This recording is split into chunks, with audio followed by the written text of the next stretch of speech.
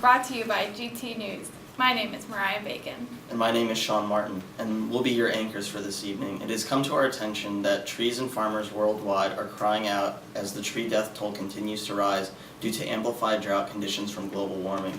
This kind of event has occurred throughout history, but the tragic global warming effects felt by the tree population have become just too much to bear. Stories are pouring in from scientific sources around the world. They conclude from the source of global warming seems to be high carbon dioxide and increased trapping of infrared radiation that would normally leave the atmosphere. Scientists have determined two possible ways in which ecosystems will react. The positive feedback model, which occurs when changes due to global warming result in increased release and sequestration of carbon dioxide and other greenhouse gases. This means global warming's effects will increase with time. They have a 95% confidence rate in this hypothesis. Let's go to Katie in the field, where she's been consulting actual victims of this worldwide tragedy. That's right, Mariah. I'm here with a real tree and Farmer McDonald, two true victims of the global warming-induced drought conditions. Miss McDonald is a pine tree farmer in the Midwestern United States. She sells her pines to neighboring fiber and paper industries. Unfortunately, our recent climate shift has decreased the numbers of trees she is able to sell off. So, Miss McDonald, much of the central and western United States is expected to become drier. How do you see this affecting your lifestyle in the next few years?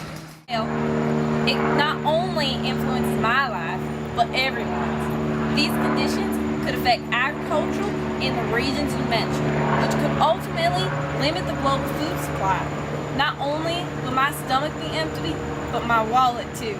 This drought could be economically costly to myself and the rest of the agriculture and forestry businesses. Wow, so tragic to hear. Now, Tree, I know this has been devastating for you too, but could you tell us how you've been affected? Well, this drought directly affected us plants by reducing photosynthesis. We lost our precious leaves, various jobs as we began to wilt, and the insects just take advantage of our weakness. Many of us trees aren't even reaching adulthood. Such a devastating event for the environment. Back to you, Miss McDonald. Can you tell us when exactly you see the most dramatic vegetation changes? Well, we see a lot of vegetation changes when we have hurricanes, droughts, freezes, and lots of stuff like that. And what are the consequences of these die-offs as you've seen from your perspective? We've seen a reduction in our numbers, which lead to a reduction in habitat of wildlife. Without us, even the water cycle is affected. Many species of trees are dying, including pine, hemlock, and firs. Tell us, what do you think may be other factors resulting in these conditions? Well, we've been under a lot of stress from biotic factors. The coniferous trees have been hit pretty hard. They're experiencing widespread mortality mainly as a result of drought and pests. Miss McDonald, can you tell us just how much more true tragedy we will have to endure? Sadly, tree mortality is hard to predict. We can only predict it in response to a lot of dry weather. However, scientists do believe that global warming is causing trees to die twice as quickly as they did 3 decades ago.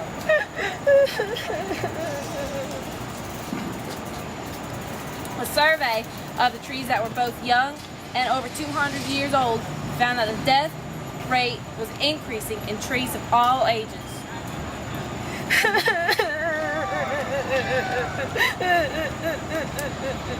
Thank you both so much for speaking with us today.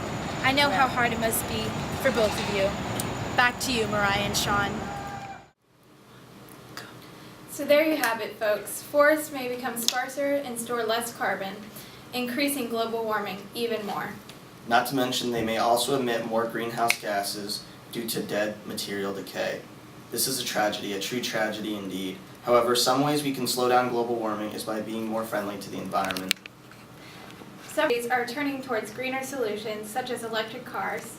Our government has even gotten more involved in this initiative as well. In President Obama's 2013 climate change policy, he desires our attention to be more focused on this issue.